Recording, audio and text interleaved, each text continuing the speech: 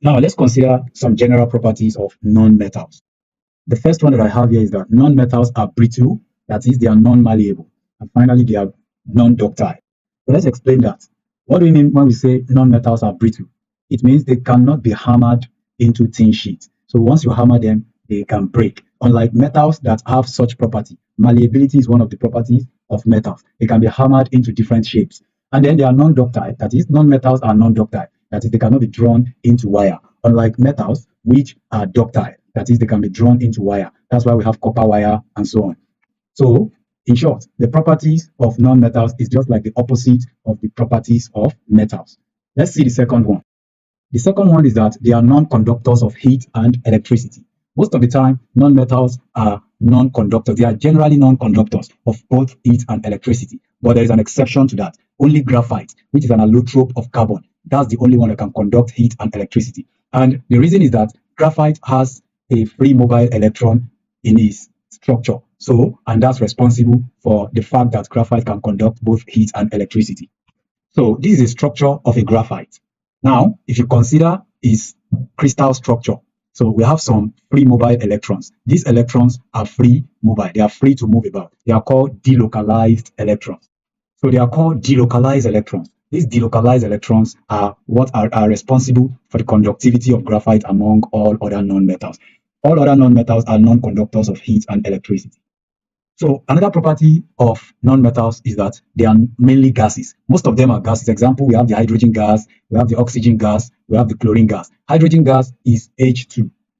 So this represents one molecule of hydrogen, which is hydrogen gas. Then we have oxygen gas, which is also a non-metal, and that is O2. And then we have chlorine gas, which is Cl2. It is also a gas. Now, some other non-metals are liquid. Example, bromine. Bromine is a liquid among them. So consider this. This is bromine in this container. So bromine is always a liquid. And finally, we have some that are solid. Example is iodine. We have iodine crystal, which is a solid. So this is an image of iodine. It is solid. Yes, another property of metals is that they are lustrous. That is, they have lusters. They can shine like silver. They can shine like gold. And that is why they are used in jewelry and in metallic paints. So that's because of their reflectivity. So consider each of these metals that we have here. So they have shining properties. They have lustrous property. So that's why we said metals are lustrous. Let's consider another property of metal. So another one is that some metals make sonorous sound. When they are hammered, they make sound. For example, iron, when it is hammered, it makes sound. So you can also demonstrate that by ringing the bell, you will hear some sonorous sound. That's because the bell itself is made up of metallic substance. And then by hitting metal on pestle, right, that is metallic mortar and pestle, when you hit them, you will hear some sonorous sound. This demonstrates that metals make sonorous sound. Another property of metal is that they are moderately dense. That is, their density is always moderate. Most metal, the density of most metal is always around 7 grams per centimeter cube. Although some of them are very dense, like above 14 grams per centimeter cube. A good example of that is iron and lead.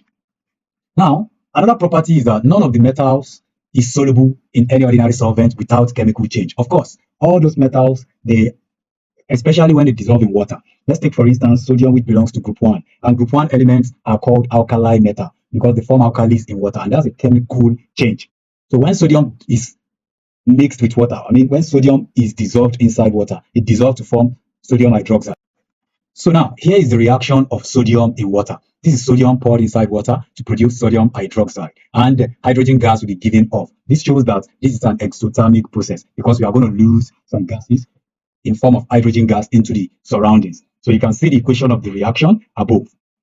So this shows that when metals dissolve in ordinary solvent like water, there will be a chemical change involved. Thank you.